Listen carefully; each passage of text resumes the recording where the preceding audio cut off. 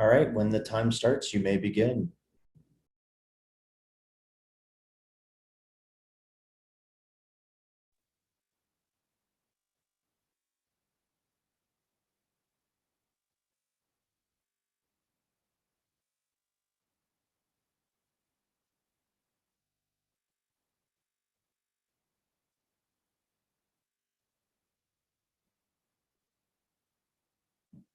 Starting?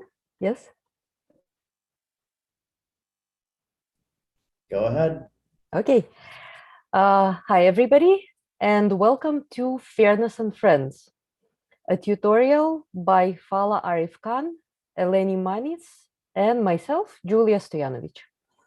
We start by giving you some of our thoughts, and we will then break for questions about halfway through. After the Q&A, we will go into the second part of the presentation, and we will finish with another round of questions. If questions come up as you are listening, we strongly encourage you to use Slido, as you have been using in other tutorials, to write your questions there so that we are prepared by the time that we're going into the Q&A to bring up all of the things that interest you. So let's get started. Please take a seat and brace yourself for their holiness. Here are the tenets of fair machine learning. We expect you to follow the tenets of this guide. Be clear that there is no one correct notion of fairness, and yet feel free to propose blanket software solutions for all datasets and all applications. Be clear that ethics research is important insofar as it does not shed any bad light on the company and its products. Be clear that machine learning systems are biased when data is biased. To get an outcome that looks fair, simply train the exact same system on the biased data. Also be clear that expertise in building unethical AI is a market advantage and can be launched as ethics as a service. Please, Fala. Welcome to our tutorial. So as is customary with any work in fair machine learning, we first stop and ask ourselves, what do we mean by fairness? Despite what the gods have decreed in the previous slides, let's think a little more deeper. Fairness is not a statistical concept. We've co-opted fairness to mean some mathematical measure of parity, but fairness is an ethical and a philosophical concept, and a highly contested one at that. Now, deciding whether an algorithm is fair is inherently context dependent and greatly influenced by the incentives of the decision maker. Scholarship in fair machine learning has influences from law, economics, philosophy, amongst others. But even these parent fields lead to seemingly irreconcilable formulations of what a fair outcome looks like. Let's see why through a simple example. So let's take the setup inspired by the delightful 2007 Pixar film Ratatouille. Let's say we have just run a successful dinner service and we want to reward our hungry helpers with a wheel of cheese. Now, as you can see, our helpers are of different culinary experience and they hail from different rat societies. We can see that our helpers broadly fall into three groups on the basis of the culinary expertise. So Remy is our executive chef, and then we have two sous chefs and a bunch of line or rupee chefs. The decision we need to make here is how do we go about splitting that wheel of cheese amongst our chefs in a manner that is fair. Let's start by thinking like economists for a second. So if we believe that we must compensate chefs commensurate with their importance in the success of a dinner service, then we might want to give the executive chefs more cheese compared to the sous chefs, compared to the line chefs. We'll call this a utility-based allocation. The more utility you contribute towards the success of the dinner service, the more cheese you get. In order to ensure that we don't go overboard with rewarding our executive chefs, we might want to equalize the total amount of cheese that we give to any group. So we'll split the wheel into three parts and give one part to the executive chefs, one part to the sous, and one part to the line chefs, which they will then distribute amongst themselves. We could thereby argue that this utility-based distribution is equitable, and for that reason, it's fair. The political philosophers in the room could argue that the previous utility-based allocation, where the more utility you contribute, the more cheese you get, unfairly penalizes the line chefs. Now, the way that the kitchen has been set up, each line chef ends up getting less cheese purely because the kitchen needs more line chefs. An alternate allocation could be to correct for this by redistributing the extra cheese from the executive chef to the other members of the kitchen. In such a way, we've made sure that any chef that has fulfilled their responsibilities associated with their position, whether it means expertly flambeing the meats or adequately just peeling the potatoes, gets the same amount of cheese. And for that reason, this allocation could be deemed fair. Now let's stop for a second and look deeper at the construction of our kitchen. It's important for us to note that all the brown rats in our kitchen are line chefs. Structural inequalities in the rat community may have precluded certain brown rats from getting any opportunity to develop culinary expertise, leaving them with no other option than to serve as line chefs. We might want to ensure that we're also legally compliant with non-discrimination laws and we're not systematically discriminating against the brown rats night after night, giving them less cheese. See how different fairness ideals distribute cheese in a different way and end up being mutually incompatible, even in this ridiculously simple example. This leads us back to our initial question, which is what is fairness? So what is the link between our rat chefs and cheese and fair machine learning?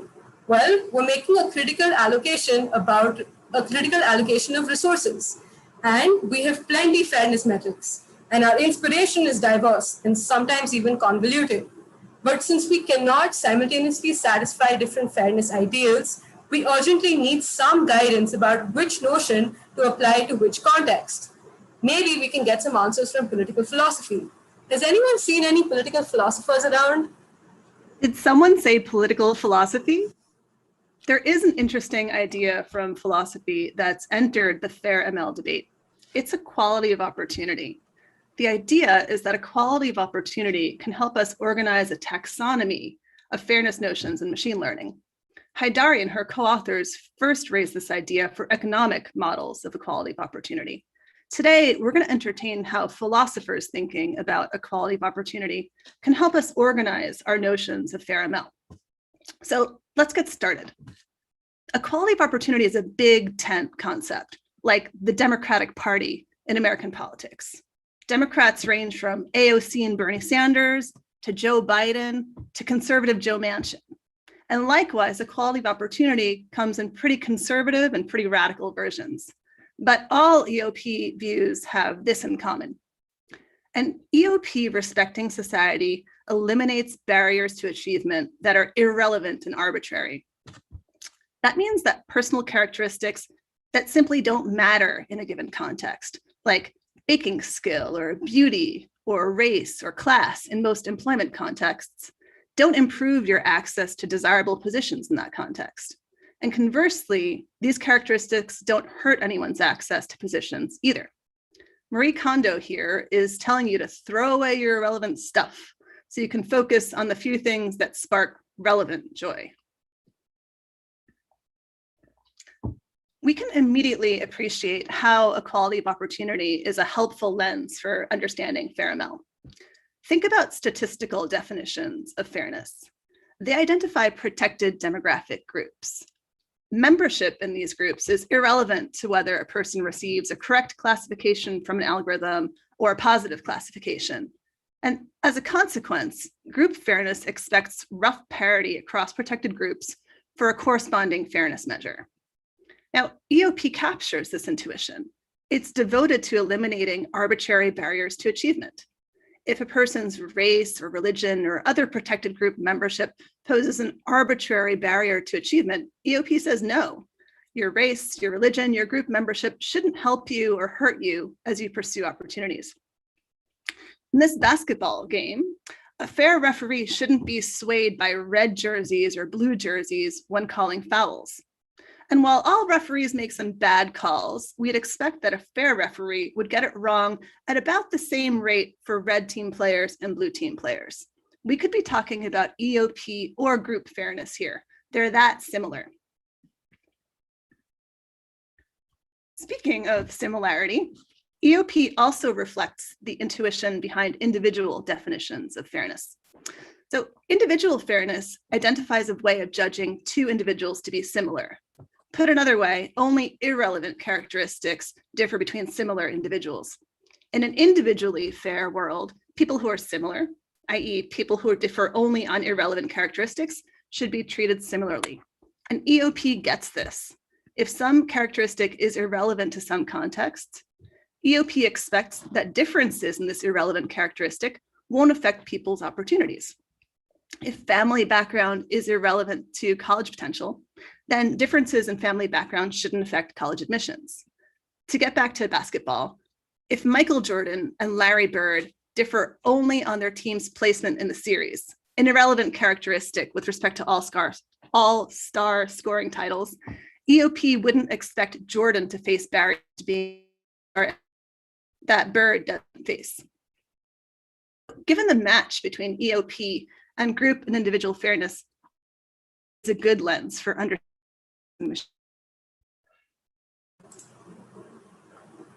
Perfect.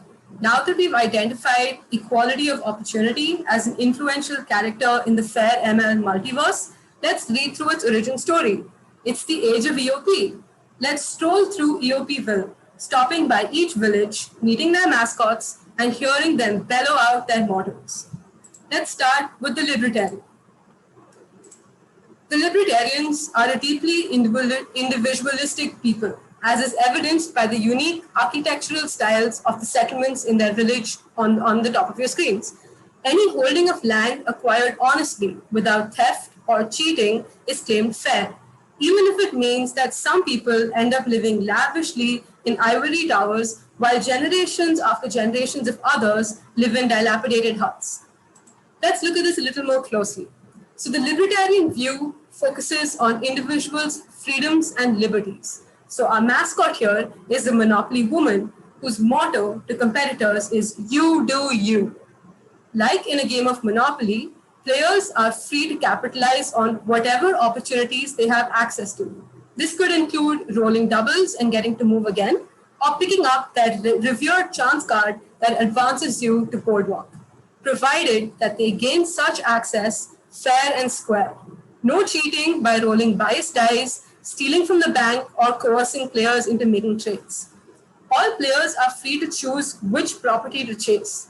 Whether they actually get the opportunity to build and develop in that spot is not entirely devoid of chance, but the game does not attempt to correct for it.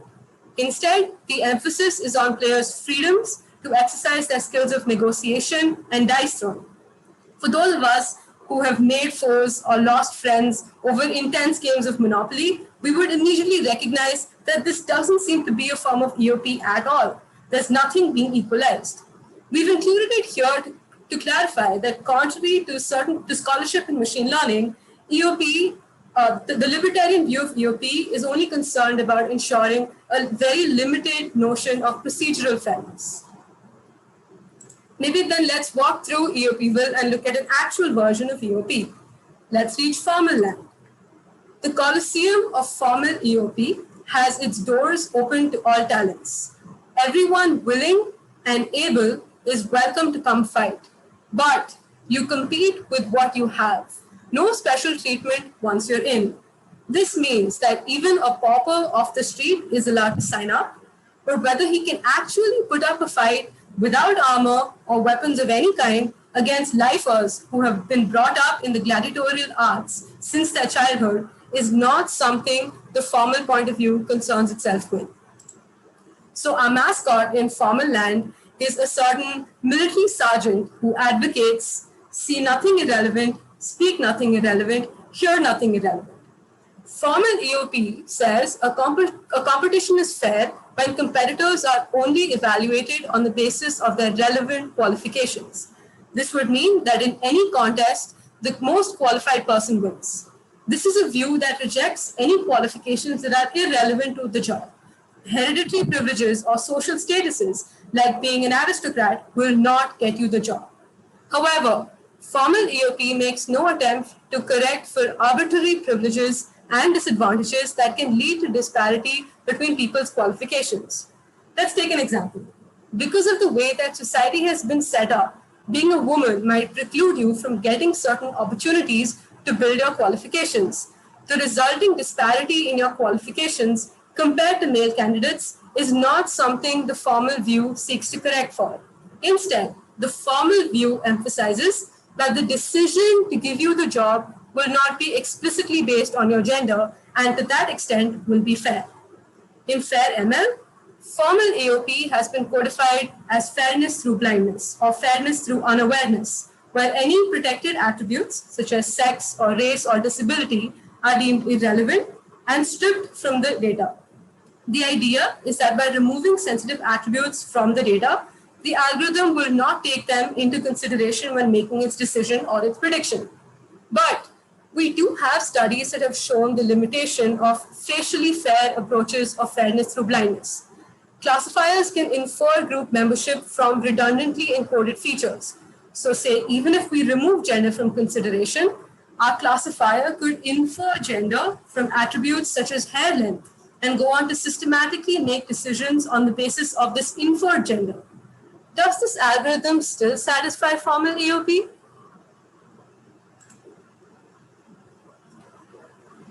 Well, one slide back. One slide back. Thanks. Well, it may be impossible to build a genuinely gender-blind model, but yes, fairness through blindness can still pack a punch for other characteristics. Let's consider whether some personal characteristics could be successfully excluded as irrelevant. The Ban the Box campaign aims to get rid of the box on job applications that ask whether an applicant has a criminal history. The box decimates job opportunities for justice-involved individuals. Adding criminal history to the set of irrelevant characteristics when screening job candidates would be a powerful fairness measure. And that's the power of formal EOP. Likewise, in most states, employers can easily, legally perform credit checks on job applicants. And that casually excludes candidates with imperfect credit. Adding credit-related information to the set of irrelevant characteristics that aren't used to evaluate candidates is also a big fairness move. So fairness as blindness isn't as weak as it's been made out to be. There are some characteristics that can be effectively removed from the learning pipeline and make a big difference to people getting a fair look from employers and others. But formal EOP doesn't stop at fairness through blindness. It doesn't stop at recommending a list of characteristics to exclude from the learning pipeline. Suppose a test systematically underestimates individuals' qualifications in a way that tracks, say, race or money. For example, think of the SAT as a predictor of college success. When students can afford to do a lot of test prep, scores are an inflated reflection of their college potential. When students don't have access to test prep, the SAT underestimates students' college potential. So the SAT systematically overestimates more privileged students while systematically underestimating less privileged students. The test's validity as a predictor of college potential varies across groups. Now, that's a clear violation of formal EOP. After all, in the college admissions contest, applicants should only be judged by college-relevant qualifications. But this test's accuracy as a yardstick for college potential varies with students' irrelevant privilege. So formal EOP invites us to track whether a selection process is equally accurate for members of different social groups.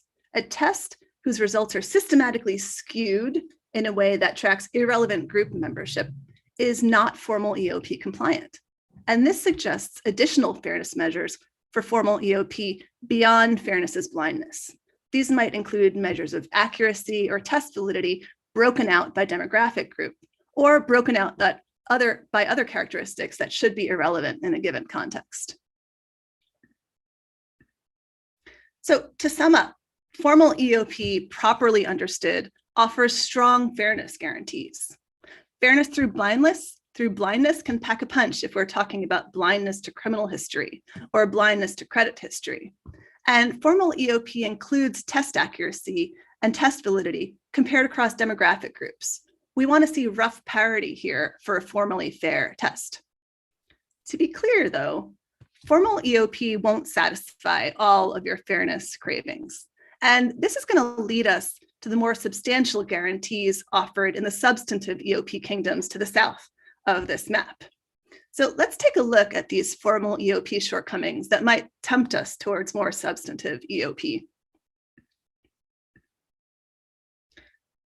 Formal EOP has two key shortcomings.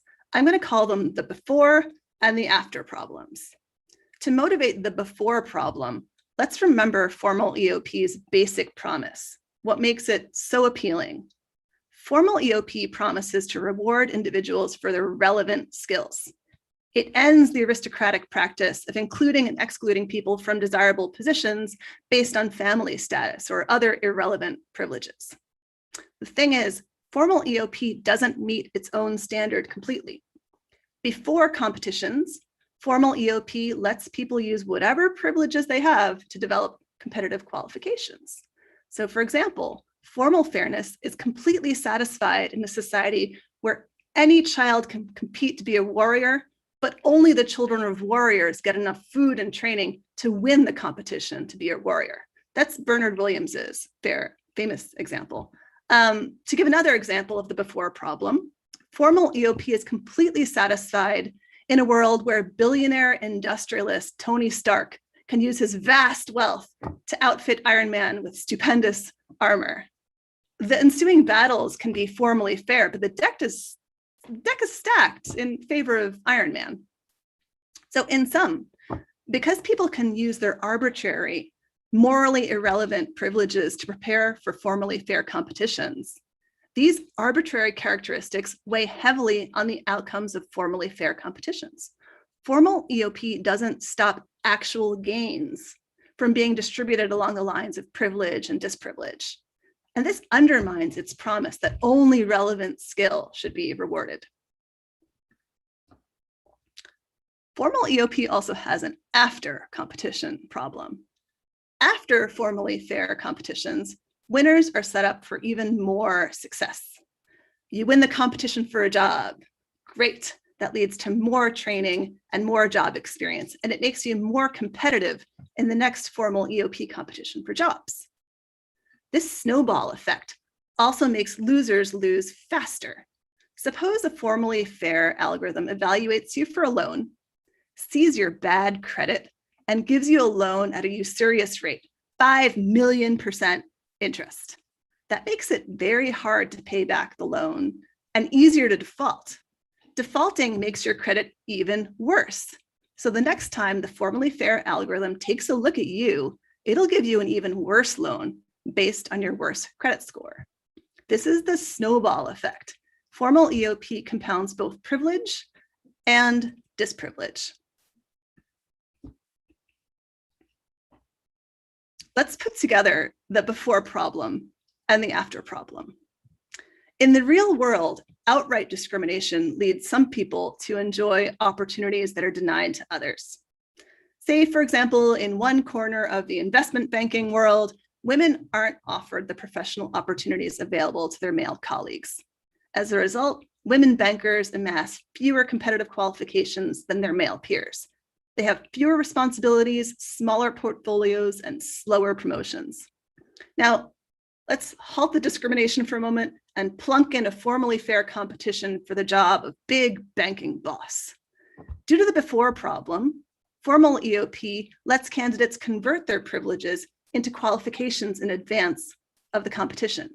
So women enter this fair competition and they tend to lose fair and square to men who have converted their privilege into qualifications.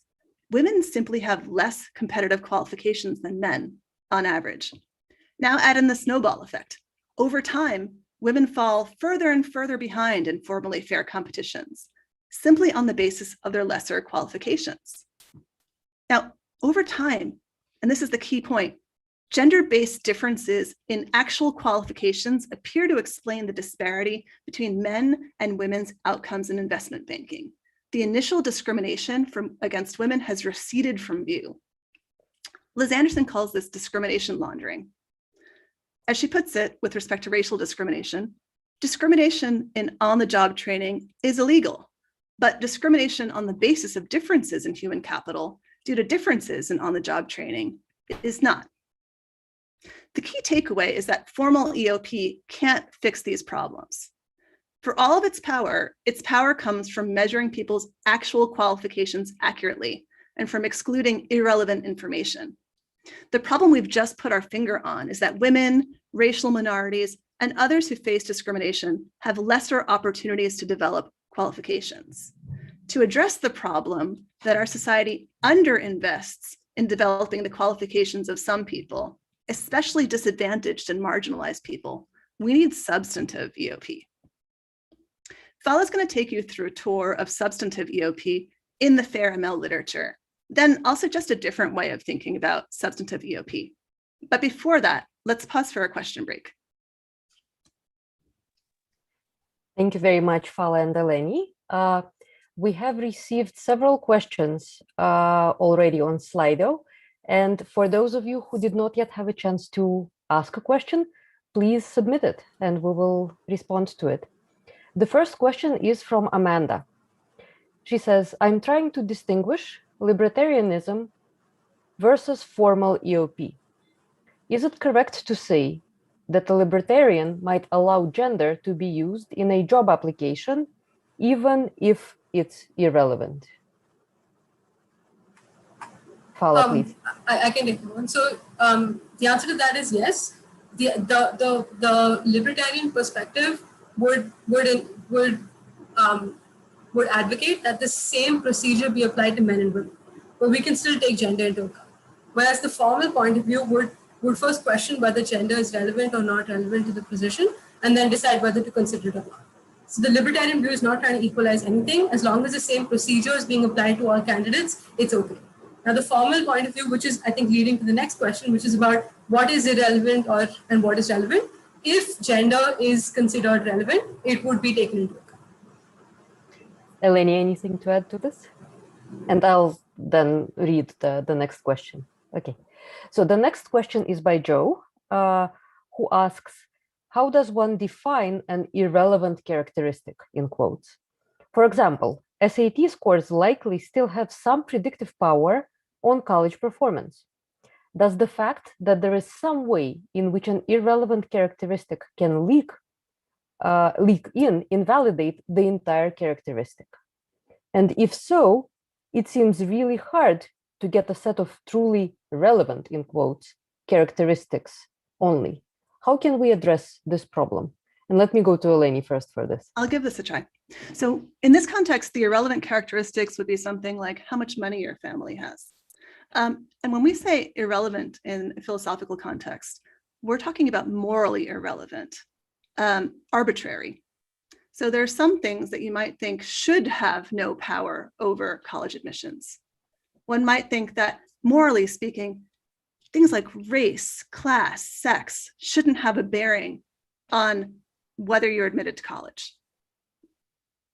That's the sense of relevance. And I realize that there's equivocation between the way relevant is used in the machine learning context and the way relevant is used in a philosophical context. So if I ever say irrelevant, think morally irrelevant, morally arbitrary. Shouldn't matter. Fala, anything to add? No, I also think that question sets up the second part, which is this open question of, can we decide what is relevant, and what are the limitations to these guidances? So it also leads us to looking at how do we make the separation and so on. So we'll also answer some part of the question in the second half. And maybe one other thing that I will add is that the key question here is how do we make this distinction about computationally relevant and morally relevant and irrelevant, and who gets to say what is morally irrelevant, right? And sort of this fight that we've been fighting as a community is to say that it's not up to one stakeholder, it's not up to just the programmer, decide which features to use and which not to use. There is a rich history, social history, philosophical history that we need to be thinking about here, of course. And I know that I'm preaching to the choir at this conference, but this is sort of the point, right? How do we align these notions? Another question here from Andrew is, who invented EOP and how has it come to be such a dominant approach in ethics and fairness? And this is for Eleni, clearly. Yes. I invented it. So the most basic version of equality of opportunity would be formal equality of opportunity, careers open to talents. And Napoleon Bonaparte established careers open to talents. In the wake of the French Revolution, aristocratic privilege was replaced by systems of advancement on the basis of merit, right? Like competitive exams for scholarships, like the civil service as a way of getting government jobs. So when did EOP become important as a moral concept? When we moved away from aristocratic systems of privilege and towards more meritocratic and democratic systems for apportioning access to positions. That's my first pass approximation of when EOP came on the stage. And I'm showing here a backup slide where we actually are depicting Napoleon Bonaparte. And I think to answer like the fair ML perspective, so I think Eleni mentioned it. From the best of our knowledge, Hoda Haidari and her co-authors were the first ones to apply EOP doctrines in machine learning, but they were applying the economic perspective, the economic doctrine. So now we're giving you a philosophical grounding of how these doctrines came up, what they actually mean in philosophy, and how do we actually try to codify them. Okay. So the next question is from Alexander, who is asking, how can we handle characteristics that are unstable or change over time? Any takers to respond to this question? Is there any philosophical guidance actually on this? I need a little bit of information, which is when this characteristic changes, does it move from being morally relevant to morally irrelevant? I can change, suppose I change my gender. It's still a morally relevant characteristic. So I'm guessing what you're asking is that a characteristic might switch from being something that we want to exclude or something that we don't want to exclude. I'd need an example. I would guess, based on my reading of this, is that the actual value changes of the attribute that you are measuring.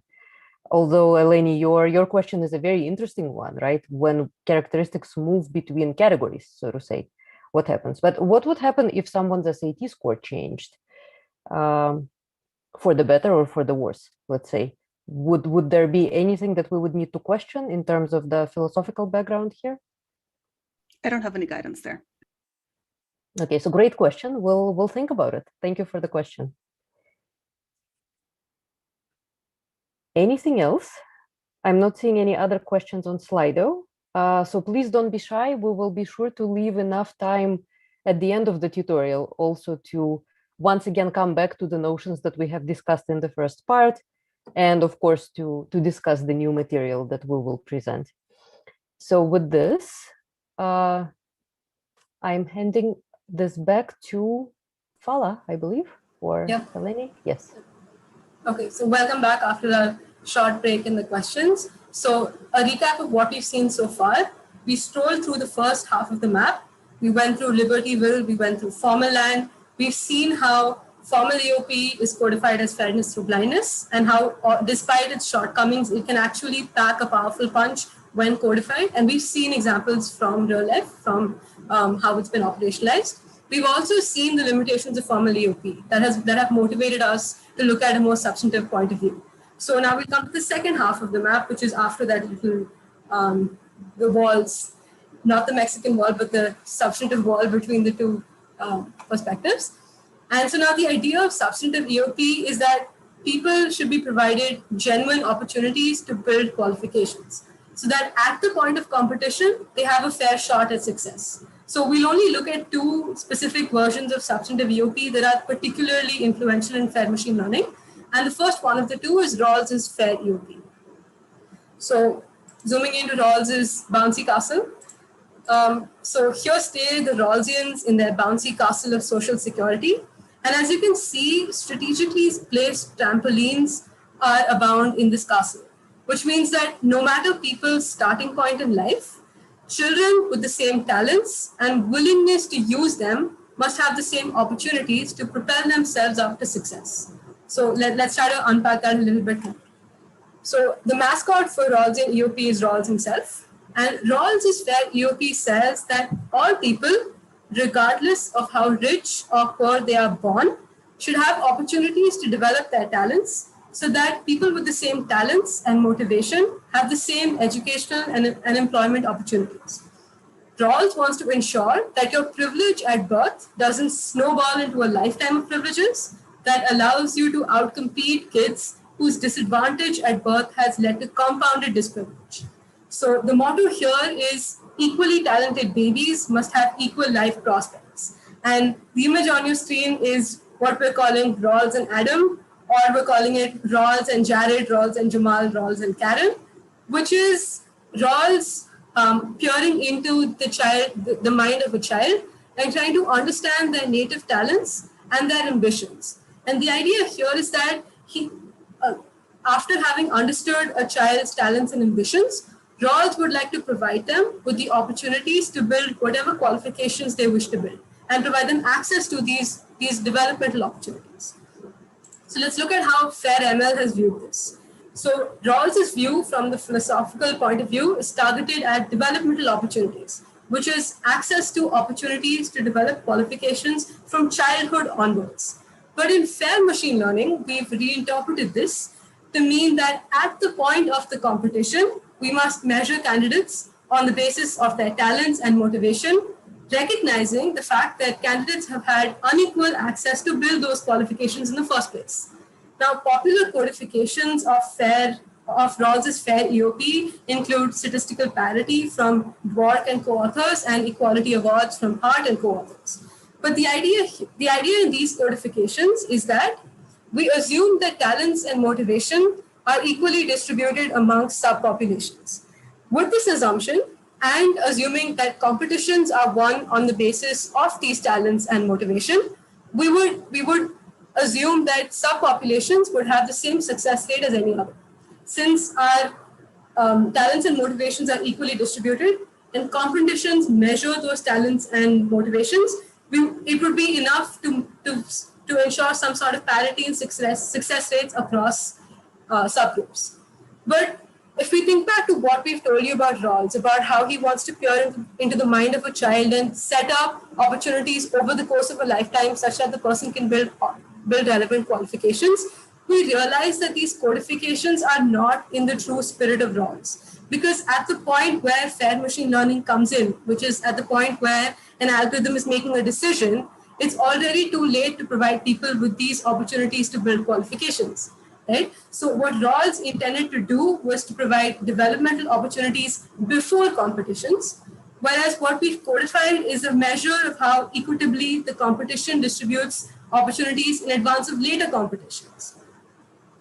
So clearly we've not done too well with codifying Rawls. Let's look at whether we've been able to codify a different notion of substantive EOP. The second most influential version of substantive EOP is a Luck egalitarian perspective. So let's look at its settlement. So the Luck egalitarians, the settlement of the Luck egalitarians is the campsite on your screen where settlers are gathered around a communal fire, and they forsake all disparities in talent and effort in favor of unicorns on rainbows and outcomes that only reflect responsible choices. So let's unpack this a bit more. So the Luck egalitarian thinks that Rawls doesn't go far enough in controlling for factors that provide unfair advantage or unfair disadvantage. And so the Luck egalitarian says that our outcomes should only be affected by our choice luck, which is our responsible choices. No effects of brute luck, which can range from having rich parents to getting struck by lightning, should be allowed to stand. So our mascots in the Luck egalitarian perspective are Dworkin and Roma, who are on your screens next to their majestic unicorn muses. So the motto of the luck egalitarian is that nothing that you did not choose for yourself should affect your life's prospects. Now, from a philosophical perspective, this seems extremely attractive because we're only measuring people on the basis of the effects of their responsible choices. But the open question here now is, how do we separate the effects of luck from the effects of responsible choices? And from a fair machine learning perspective, this is the most important question if we want to operationalize this view at all, right? So we get one particular conception of EOP, which is Romer's point of view. And this is the work that we mentioned in the Q&A, which is work by Haidari and her co-authors in codifying Romer's EOP. So the idea here is that instead of trying to split a candidate's qualifications into effects of brute luck versus effects of choice luck, we can identify certain matters of brute luck, such as race, gender, and disability, that we know affect a person's access to opportunities and their outcomes. So the idea here is that we then make a fair hiring decision by ranking candidates in their effort circumstance distribution. So this means that if we know that gender, race, and disability affect a person's ability to build qualifications, we might want to compare people with the same gender, the same race, and the same disability. And by creating this level playing field, we can then choose the best candidate from the given circumstances. If we look closely at Romer's view, we'll see that perhaps we don't have to split a person's qualifications into a responsible effort piece and an irrelevant circumstances piece. Romer compares people only to others in similar circumstances.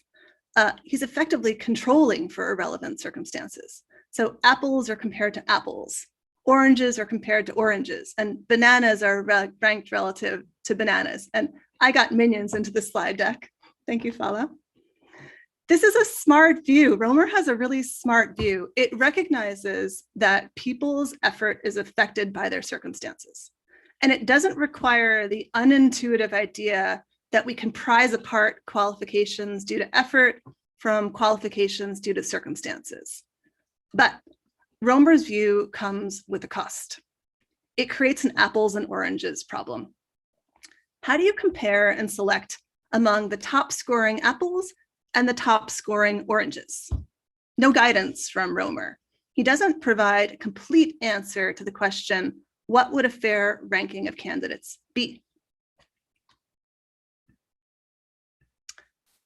I'd argue, however, that Romer's view is uniquely intuitively appealing because it declines to make that anti-intuitive split of a person's qualifications into a responsible effort piece and an irrelevant circumstances piece. In fact, we can recast all substantive EOP views this way, and we're going to do that. But first, let me convince you that you want to bypass this distinction between responsible effort and irrelevant circumstances. So first, effort and circumstances interact. Responsible effort and arbitrary circumstances are absolutely impossible to disentangle. Imagine a child who grows up in a circus family. Those are their arbitrary circumstances. These family circumstances supply ample opportunities for the child to learn the family business. And the child has a talent for acrobatics and is motivated to practice. That's responsible effort. So the family nurtures that skill. That's lucky circumstance. So the child invests more in being an acrobat, effort, with the family's support, circumstance. Are the child's outcomes due to their family upbringing, to their circumstances? You bet. Are their outcomes due to a lot of effort? Also a resounding yes. It takes talent and a lot of practice to be a good acrobat. So effort and circumstances effects on a person's qualifications can't plausibly be prized apart. But is that so worrisome? Is it so bad that acrobat families raise acrobat kids? Is it so worrisome that farming families pass on the farming trade? I'd argue that we shouldn't really see a problem here. And I want to suggest that we only have a problem when circumstances like being born into a fabulously rich family track access to a broad range of desirable positions in a society. If your family can set you up to outcompete everyone in almost every arena, that's a kind of aristocratic capture. It indicates that your relevant skills aren't contributing meaningfully to you getting positions. Your arbitrary privilege is paving the way. Conversely, if your race impedes your ability to compete in any arena, that suggests that nobody is taking your relevant skills seriously. Your race, your arbitrary circumstances are ruling out a wide range of life paths. When arbitrary circumstances rule out or rule in a wide range of desirable positions, then we have a fairness problem. But not all circumstance effort interaction indicates unfairness that needs to be corrected.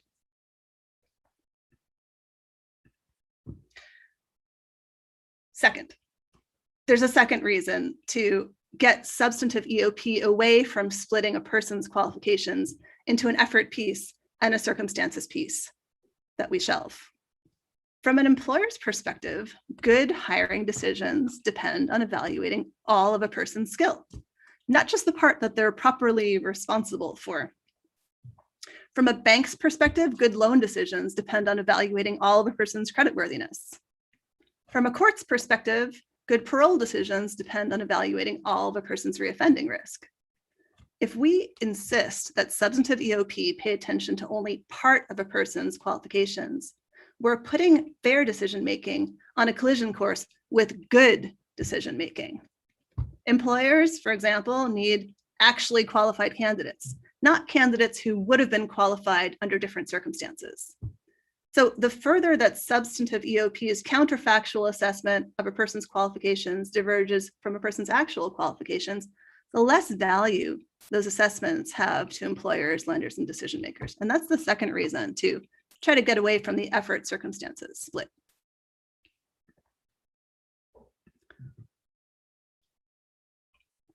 So let's imagine substantive EOP with Dr. Strange and without the effort circumstances split. To do this, let's put EOP views on a spectrum. To the far left, 100% straight up formal EOP views selection processes as occasions to reward existing qualifications. When you step into the 100% formal EOP arena, you compete with what you've got, and the best qualified or best performing person wins. To the far right, 100% substantive EOP focuses on individuals' opportunities to develop skills and get positions over a lifetime. So a selection process here is an occasion to equitably distribute opportunities to develop skills and qualifications.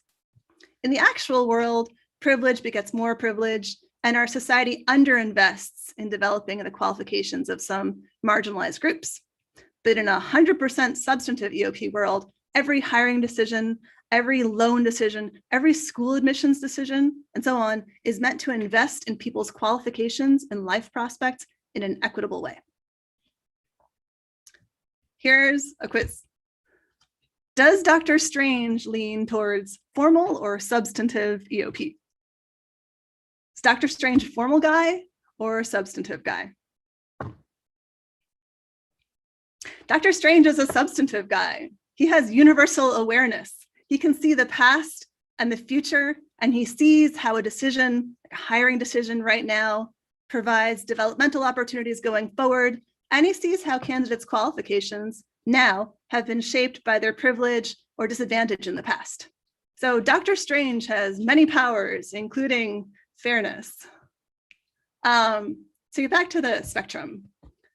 100% formal EOP and 100% substantive EOP are probably undesirable extremes. In between, we have partly formal, partly substantive EOP selection processes. This part decision-making is geared partly at identifying and rewarding qualified candidates, the formal part, and partly at ensuring that our society invests equitably in developing all of its citizens' qualifications and life prospects. That's the substantive part.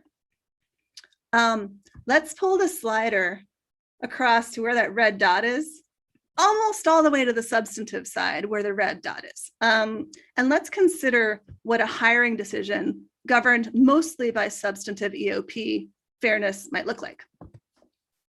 A law firm is looking for paralegals, and the firm says, practically speaking, we need people who are trained and certified paralegals. Take all the candidates who meet this bar, and then select interview candidates by lottery. And then select a diverse set of candidates that will start to remedy the demographic imbalance in this office. We're willing to consider training anyone who's good enough to be certified. This is a decision process that recognizes that this hiring decision will affect people's opportunities to develop skills and compete for positions later on. It's also a decision that recognizes that the qualifications that people bring to this moment reflect their privilege or disadvantage. The law firm is being fair while also insisting on the qualifications it needs. And the law firm can make good hiring decisions. It doesn't have to ignore some undeserved part of candidates' qualifications. We haven't split candidates' qualifications into a relevant effort piece and another piece that must be ignored. Instead, we've split the difference between a formal EOP competition and a substantive EOP distribution. So if there's a motto for this, it's don't split the person, don't split people's qualifications, split the difference between formal and substantive EOP instead.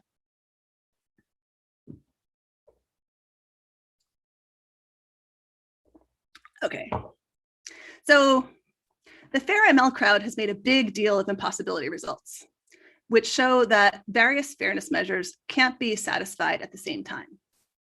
From a philosopher's perspective, the idea that values trade off against one another is expected. It's par for the course, no surprise, and even no big deal. Still, since it matters to the FairML audience, let's consider the kinds of EOP-based fairness views that we would absolutely expect to be in conflict, given the discussion that we've just had. The economic versions of Rawlsian and Luck egalitarian EOP, the ones that appear in the FairML literature that Vala introduced, adjust people's qualifications to account for their undeserved circumstances. It's not surprising that these substantive EOP measures would be incompatible with formal EOP measures. We've argued that these formal EOP measures are tied to an accurate measure of people's actual qualifications, not their qualifications adjusted for circumstances. Now, if we think of the formal EOP to substantive EOP spectrum, where we've transformed substantive EOP, formal EOP rewards actual qualifications, while substantive EOP distributes developmental opportunities equitably. It's also no surprise that formal and substantive EOP would trade off against one another. These views pull in different directions, and that's okay. Some circumstances call for more formal EOP. Some call for more substantive EOP. I'm going to pass it back to Vala to talk about how different settings might call for an emphasis on either formal EOP or substantive EOP. Okay, so to recap the guidance that we've gotten so far, our initial problem in the Ratatouille setup was the fact that we have all of these competing ideals of what we think fairness is, and since we can't satisfy them, since we can't satisfy multiple fairness metrics in the same situation, we need some guidance about which metric to apply when, right? And so the idea of walking through EOP will is to then understand which notion or which ideal of fairness as EOP applies to which context. And so now we pick up, some real world examples, some fairy tale examples to sort of understand in which context, which idea of EOP is more suitable. So the first example in front of you is the idea of a fair foot race. So the problem at hand here is that we want a fair foot race in a kingdom, which means that the king's horses and the king's men can't come in riding on horses and push out all competitors that are outrunning the king. At the end of the day, it is a foot race. And as Eleni mentioned, if what we're measuring is qualifications of the past that we have built up to this point, then for a fair foot race, the fact that paupers can also run, despite not having shoes, might be enough to model a fair foot race. So in such a situation where we think that qualifications in the past are sufficient for the competition at hand, formal EOP might be enough to model a fair foot race between a stout king who probably will be slowed down by all his armor, as opposed to a pauper running barefoot on a flat plain. A more A more appealing perspective of formal EOP is the idea of blind auditions. So now when we worry about the fact that judges of the competition might be swayed by irrelevant traits like gender, race, appearance, we might want to use formal EOP in modeling a blind audition. So what this means is that candidates would only be judged on the basis of their singing chops. Any other qualification built up onto this point, any other characteristic that the candidate might have, such as how they look, how attractive they are, how they're dressed, how flamboyantly they behave, does not come into account for a blind audition, modeling a fair talent competition. Another example in this situation, which applies closer to the real world, is the idea of initial screenings of job applicants. So if we think that it's not sufficient, if we think that it's necessary to force employers to be blind to applicants' credit scores or their criminal convictions during initial screenings, then formal EOP is extremely powerful in this context, because we're forcing decision makers to strip irrelevant characteristics and only judge candidates on the basis of relevant qualifications that are left over. Another example here would then be if we have reason to believe that structural inequalities are precluding the fair competition. So in the example that we took before, if the king's subjects come in and start placing hurdles in the path of certain competitors, then we might want to remodel the competition to keep it fair. So the idea here is that if we have reason to believe that structural inequalities are precluding certain people from developing qualifications or running the same kind of contests, then we might want to come in and model a more substantive approach of EOP. So the idea here then would be if there are hurdles in the path of certain runners, where they're constantly jumping over hurdles throughout the course of the race, maybe we want to end up comparing the timings of smooth track runners with other smooth track runners and hurdle jumpers with other hurdle jumpers. And if you remember what we told you about Romer's EOP, this is exactly what he's doing. So the circumstance or the equalizing factor here would be the presence of hurdles, and you're comparing the timings of hurdle jumpers with other hurdle jumpers and smooth track runners with other smooth track runners. But like Eleni mentioned, what then is the right comparison between a smooth track runner and a hurdle jumper is not something Romer gives us guidance about.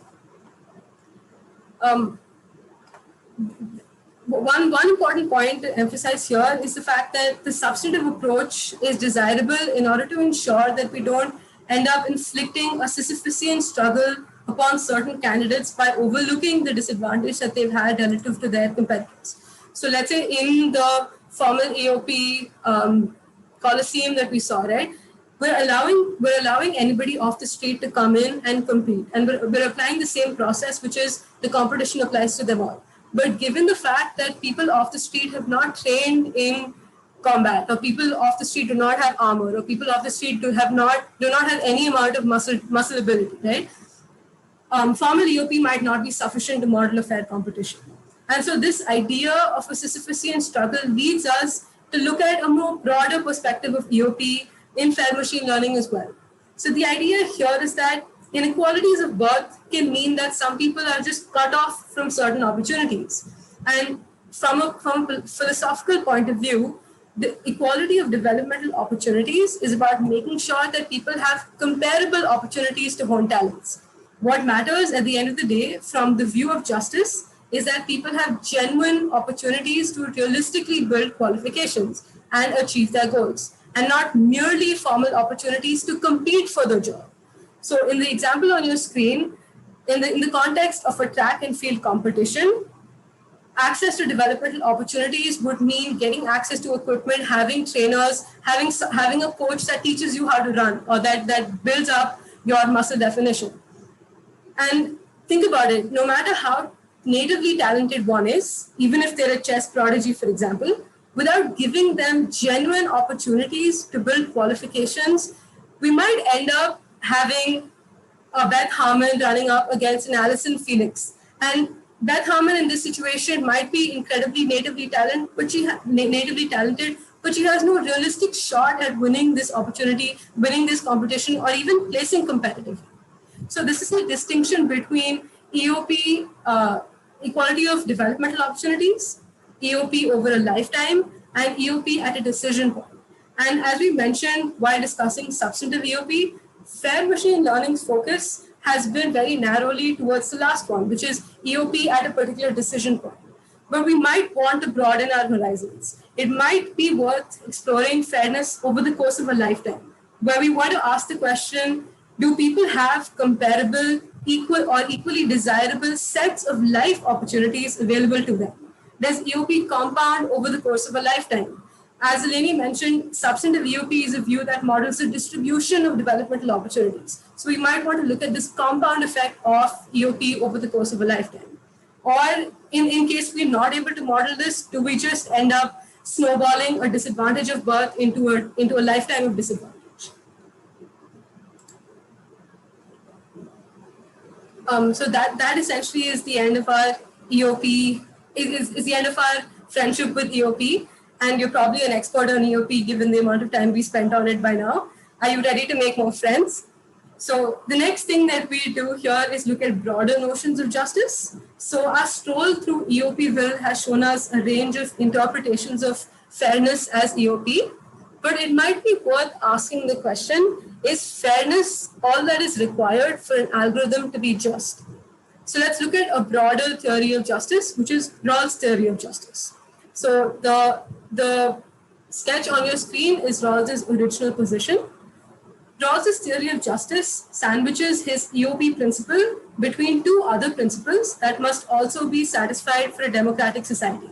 And he arrives at these principles via his original position. So let's look at his original position. The original position is a thought experiment about how citizens would negotiate the setup of a society under a veil of ignorance. So as you can see on your screens, we have chess pieces who have a veil of ignorance. So this means that candidates don't know their race, their class, sex, social position, or any other characteristic that might cause them to favor people like themselves during this negotiation. And the idea is that through this veil of ignorance, candidates must negotiate the setup of society. Citizens here, or the chess pieces on your screen, what they do know is the rules of the game. So everybody knows the rules of the game and the conception of what success in the notion of the game looks like. But they don't know which piece they will end up being or what powers of movement and killing that are attached to that particular position. So Rawls's idea here is that the principles of social cooperation that people arrive at through such a negotiation through the veil of ignorance will be appropriate for a democratic society. This leads us to the second idea that led to Rawls's broader theory of justice, which is the natural lottery. So Rawls uses the notion of a natural lottery to describe the morally arbitrary distribution of fortune and misfortune to people. So this spectrum is broad, from Carlo to Monroe, through good looks, through talents, and family circumstances. The idea here is that from the arbitrariness of the natural lottery, Rawls arrives at his difference principle, which is our circumstances of birth are wholly arbitrary. What natural talents, what family status, what position in society we end up being born into is wholly arbitrary. So Rawls posits that we must harness this arbitrary distribution of talents in a way that generates a social system that serves everyone. So putting these two ideas together, we arrive at Rawls's broader theory of justice, which posits the following hierarchical principles. So Rawls's first principle is the principle of equal rights and liberties, which says that everyone has the same inalienable right to equal basic liberties. The second principle, which is Rawls's fair EOP, which we just discussed at length, is that all offices and positions must be open to all under conditions of fair EOP. And Rawls's third principle is the difference principle, which says that social and economic inequalities must be of the greatest benefit to the least advantage. And if you remember what we said about the natural lottery, this is how Rawls intends to harness that arbitrary nature of the distribution of talents. And so the reason why you have Rawls up on your screen in all of these provocative, fashionable poses is that in the Rawlsian system of justice, these principles are hierarchically ordered, almost like Rawls putting on a three-piece suit. Akin to how incredibly counterintuitive it would be to put on a blazer without wearing a shirt first, You can't satisfy fair EOP at the expense of a citizen's equal basic rights and liberties. Similarly, you cannot apply the difference principle in a manner that at the expense of fair EOP.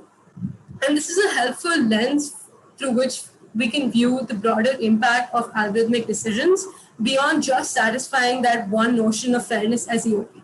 We'll take two examples to see how. So the first example is from a philosophical point of view that has nothing to do with algorithms. So let's consider the children of rich parents. If we're trying to give people equal access to developmental opportunities, one might end up preventing parents from raising kids according to their own values. Because if it's up to the parents, some kids, like those born to rich parents, would have better developmental opportunities than others. So in such a situation, when we're trying to satisfy Rawls's fair EOP, which is equality of developmental opportunities, we might end up infringing on the basic liberties of rich parents. Let's take an algorithmic perspective. So in the context of hiring of people with disabilities, let's look at how an ADS can satisfy some notion of fairness as EOP and yet go on to infringe on people's basic rights and liberties and in effect be unjust. So in the example at hand, we're looking at the fair hiring of people with disabilities. So disability, since it's protected under non-discrimination law, would be treated as a protected class, and we would not take it into explicit consideration while making a hiring decision. However, disability could be redundantly encoded in other information that the algorithm does take into account. For example, if we take social media information, the hiring algorithm could infer disability based on the person's membership in certain social groups, or in the fact that the person posts a lot about disability-related issues on social media. So then a scheme that would make hiring allocations using this inferred disability would incentivize people against joining such groups and against speaking about such topics. So the idea that fairness as EOP or that some statistical measure of fairness is enough might be reductive, or might be a reductive point of view for fair machine learning to choose to model. So in the example that we took, the algorithm could satisfy some conception of fairness as EOP, and yet it could go on to be fundamentally unjust because it would violate a candidate's basic freedom of speech and the freedom of association. Back to you, Julia. Thank you, Fala. So now we are nearing the conclusion. Substantive EOP seeks to provide all individuals with realistic opportunities to develop qualifications, and hence a realistic shot at competing for a broad range of positions. If we decide that the only way that we can operationalize the substantive worldview is to separate qualifications into matters of circumstance, to be controlled for, and effort that the individual can be held accountable for, then we must decide how to make this separation. For which outcomes can we hold an individual accountable? And which matters are completely out of their control? It sounds like we need a sorting hat. From a practical perspective, it is clear that we cannot separate a person's native talents from their circumstances, or their responsible choices from their brute luck. And yet we have tests like the SAT and the GRE that supposedly gauge intelligence and academic excellence and are used to make university admissions decisions. But just registering for such a test, forgetting about access to study materials and tutoring services, is prohibitively expensive. Such standardized tests do not evaluate native talent. Instead, they discriminate on the basis of social advantage and disadvantage, always. As we saw in our conversation today, equality of opportunity or EOP doctrines can offer us useful guidance in the design of algorithmic systems, but they also come with limitations. And overlooking these limitations can embolden their application in spheres in which theory provides little to no guidance. These doctrines do not give us any direction about where to apply fairness, in the procedure or in the outcomes. The guidance is only about how a fair test should behave. When applying this test to black box models, we run into issues of interpretability.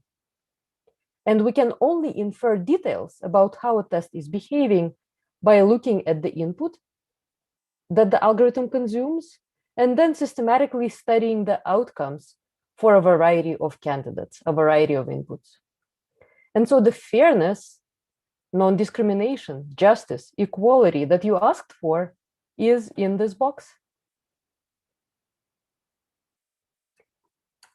Thank you very much. If you enjoyed this presentation, please read the Data Responsibly comic series and tell us what you think. Today's content is based on volume 2 of the series called Fairness and Friends that was released earlier this week explicitly to coincide with this tutorial. But do please also go back to see the first volume of the series called Mirror Mirror. You may read it in English, in French, and in Spanish, and it's accessible with a screen reader in all 3 languages. We will now once again stop, and we have ample time for questions. So let's go to the questions. And we have a few already that were asked. Some of you asked where you can find additional information. So do please take a look at the comics, and we will make our slides available to you as well. And we also will be writing down a much more detailed exposition than what was in the tutorial proposal to accompany the slides and the comic. So a question from Andrew, and this was at the very beginning of the second segment, so I think that it still refers to some extent perhaps to the earlier piece. These EOP approaches seem to implicitly take for granted that social institutions like banks, prisons, courts, universities, etc., are immutable and legitimate. A good, in quotes, decision is relative to the interests of the institution, not the interests of the individual. How does EOP address illegitimacy? And yes, indeed, this is quite a general question. Eleni, please. I think we should go back to slide 36. Yes, let's do that. That's what we're referring to. Thank you. Yes. Yeah, this is a smart question, and it's coming up partly because I was sneaky. So I was talking about good decisions for business, a bank's good decision, employer's good decision. Good can mean morally good, but here it means prudential. A good decision for a business is one that promotes the business's interests. And I grant your implicit point, which is that organizations can have illegitimate interests, like making a ridiculous profit by preying on clients. So let me limit myself to organizations' undeniable sustainability constraints. Businesses need to make some profit, governments need to stay solvent, employers need qualified employees. If you set up substantive EOP and its justice demands in a way that's incompatible with an organization sustaining itself over time, you're in for trouble. And that's what happens if you require us to look at only the part of a person's skill that's due to their responsible effort. There's societal value in letting organizations pursue excellence and letting banks stay solvent by making good loans and letting colleges admit qualified candidates. And so we're looking for a version of substantive EOP that lets organizations, for morally good and prudentially good decision-making, make good decisions. So I hope that addresses your question. And yeah, like it happened in part because I said good, and good can mean morally good or it can mean prudentially good, and it definitely meant prudentially good. Fala, anything you'd like to add to this? All good. Okay. I think that. So another question we have here is from Joe, following up on the earlier answer, distinguishing formal and libertarian EOP. If gender is allowed to be used, but men and women need to be treated the same, is that not equivalent to gender not being allowed to be used? Maybe I'll clarify the earlier answer because there seems to be like a confusion. So the libertarian perspective says the same process should be applied to both men and women. Whether the process ends up discriminating against men and women by treating them separately is not something the libertarian cares about. So the first part of the answer, which is would a libertarian EOP take gender into account? It would, because as long as you're applying the same procedure to men and women, a libertarian is okay with it. And that's the whole point that we're making here, which is there's nothing being equalized. You're not stripping any sort of discriminatory structures based on irrelevant or relevant qualifications. The second point about what formal EOP would do. So the formal perspective would argue that gender is irrelevant, so you would not consider gender. However, let's say you're creating a test that measures qualifications that just aren't accessible to women. And for some reason, off the top of my head, I can't really think of anything, but let's say the GRE example, right? So let's say you're looking at the GRE score to admit students to a university. So while you're not explicitly looking at race, GRE scores might track race or might track social standing just due to the fact that access to resources or the cost of the test is extremely high, due to which candidates from certain races might, or certain races from certain areas might perform systematically worse than other candidates. So the formal point of view would say, don't look at race, but the procedure that the formal point of view is applying is systematically tracking for race, right? So the libertarian would look at race, would look at gender, look at race. The formal perspective would say, don't look at it facially, but the process might end up discriminating on the basis of race. And that's why we think substantive is a more appealing point of view here. When there are systemic inequalities that have precluded the qualifications on the basis of these characteristics, the fact that the cost of the GRE precludes candidates from certain backgrounds from having good scores, right? So I hope that answers the question. Eleni, anything you want to add? Yeah, I want to say a little bit about libertarianism, just to background Fala's answer, which is spot on. Because I think maybe the view is being misunderstood in the FairML community. Libertarianism is the view that people have extensive rights to liberty, extensive freedom from obligations to other people. So in a libertarian world, we can't interfere with one another to distribute opportunities fairly or equitably. There are only a few rules in a libertarian society. So if I were to give you the Lockean version of libertarian society, you can't over-extract resources from the commons. You can't cheat or steal from others, only consenting transaction between consenting adults. And if the first two rules are broken, the government can step in to make things right. So if you steal my truck, the courts can step in to make me whole. EUP views suggest that there are other rules beyond these governing decisions, and libertarianism says, nope. So it's a surprise to a philosopher to hear libertarianism being evoked as an EOP view, given how bare bones libertarianism is. Great. We have another question from Raphael that he says is more of a comment. Some organizations fully depend on finding the, in quotes, very top talent. If they were to use more substantive criteria, they would lose to competitors. I wonder how substantive principles could be incorporated without jeopardizing the survival of these organizations. Eleni, I think, yes. I'm going to call your bluff. Organizations don't use algorithms to identify the very top talent for key executive positions. That's a very different process. It relies on the reputation of the top talented people. Sorting algorithms are used when you have 2,000 resumes and you want to hire 25 competent accountants. So interesting question, but not practically speaking one that we need to resolve. Right, not in this community perhaps, but if you take algorithms out of this, and at this point the boundary between algorithmic decision making and human decision making is for the most part blurred, right? And what we're looking at here is data that the applicants come with to this competition.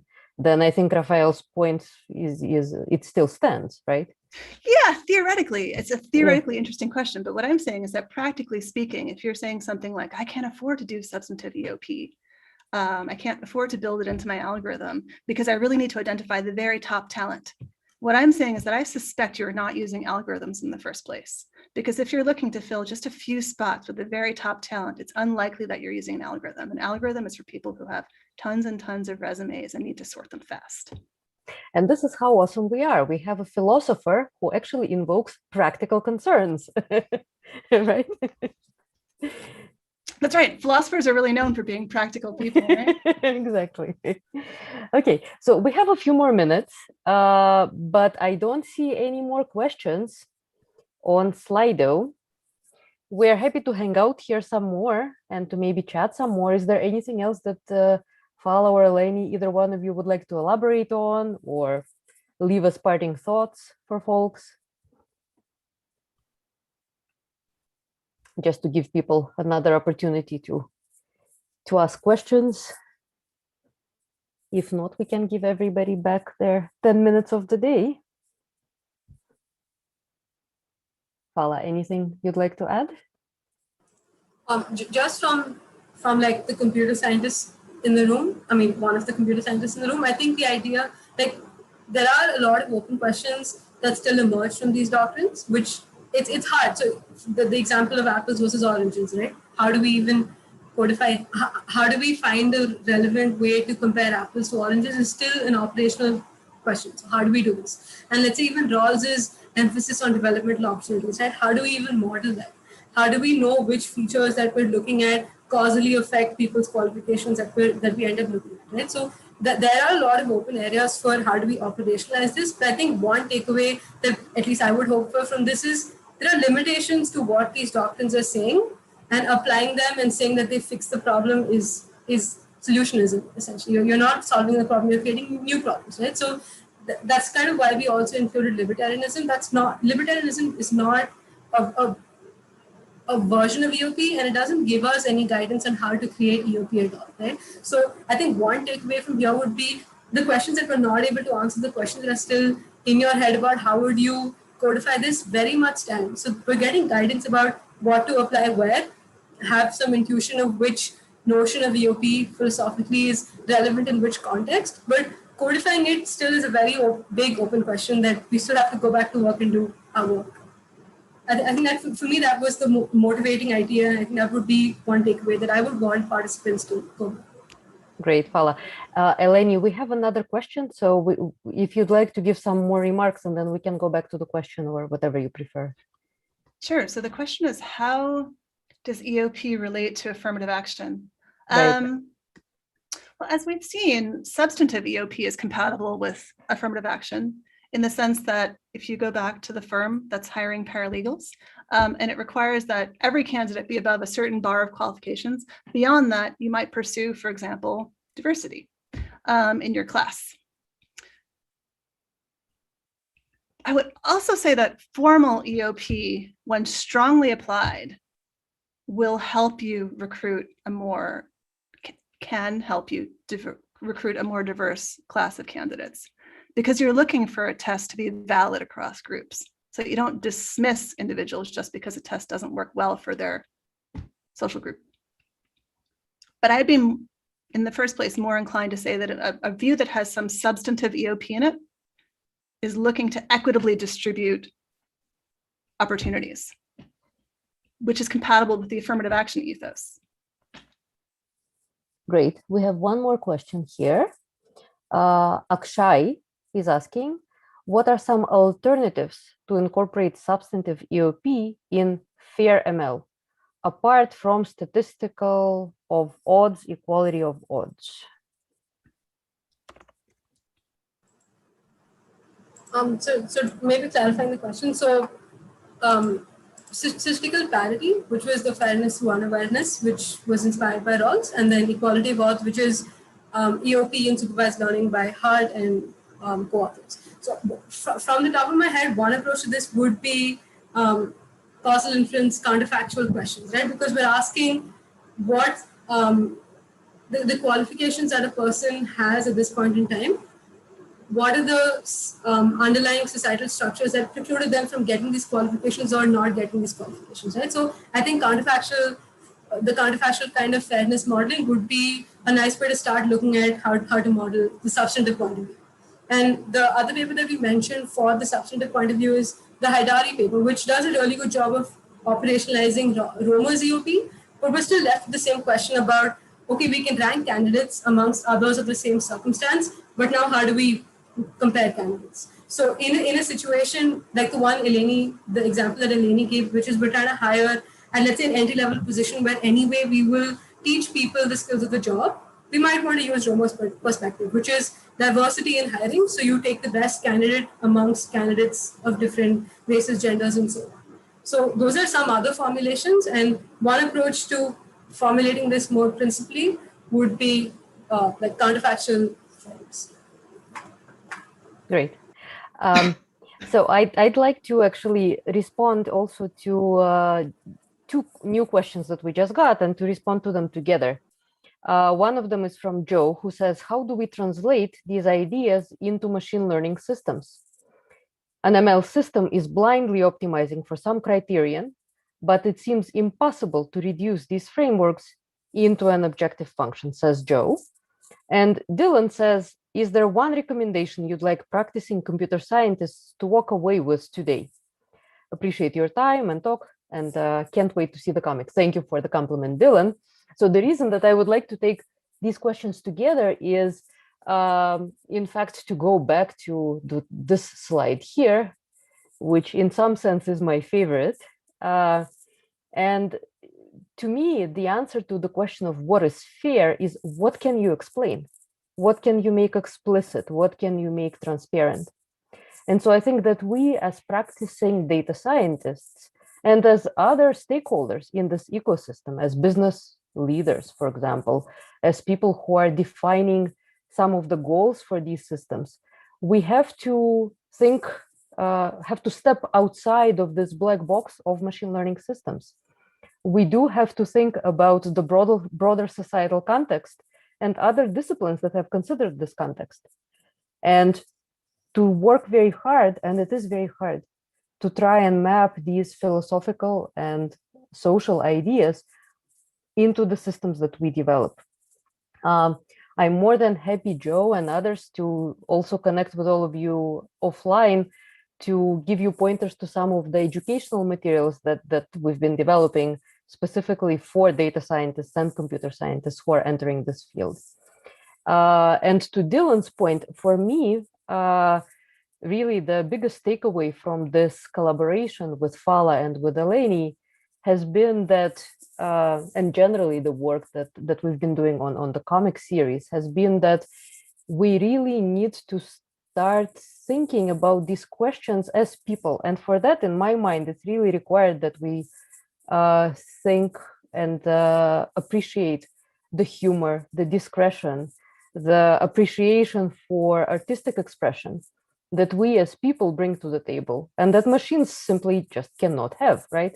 So I think that for us all to become comfortable and productive and to form a nuanced understanding of this really, really scary area of technology ethics, we do really need to come to this with a kind of a sense of humor.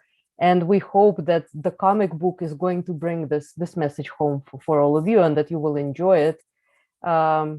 Yeah, so that's just my point here.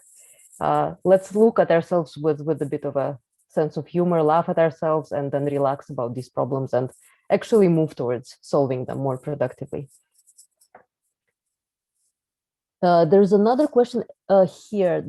What does EOP have to say if we have adaptive behaviors as a response to historically unjust treatment? So this is Alexander, and he's the same person that asked about what happens when attributes change, right? So what he's confirming now is that it's actually to do with emergent bias, right? What do we do in situations in which the use of systems, algorithmic or otherwise, are serving to propel and to amplify results of historical discrimination? Maybe for that, I will go to the snowball slide. Is there anything else that Fala, Eleni would like to add to this? What does EOP I would say say? pull the slider in the direction of substantive EOP, right? Which is intended to get us away from only measuring people on the basis of their actual qualifications. They can't actually find make the room slide. for equitable treatment of people who may or may not have had the best circumstances under which to develop qualifications.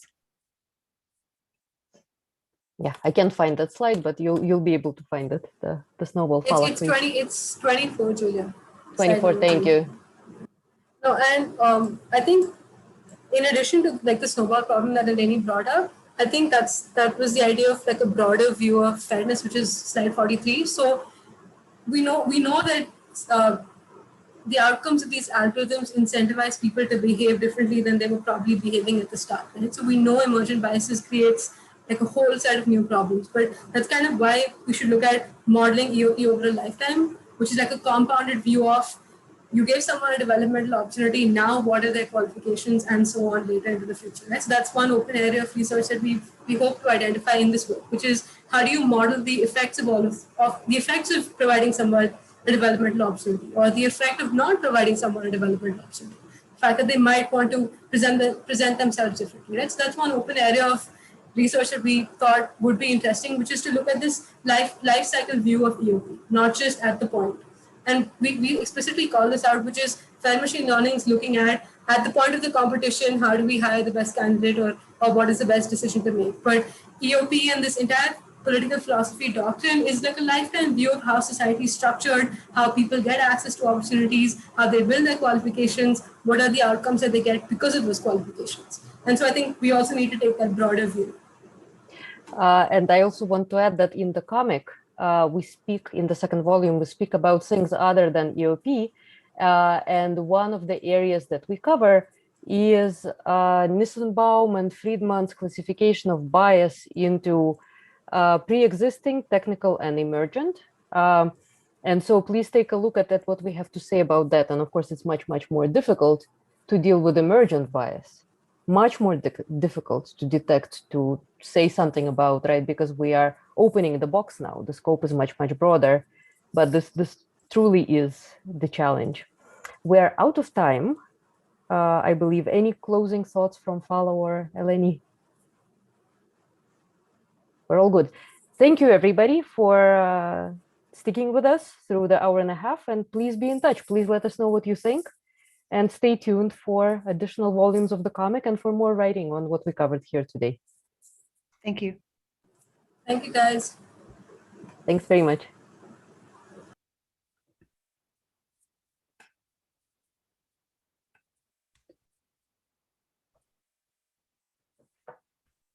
Okay.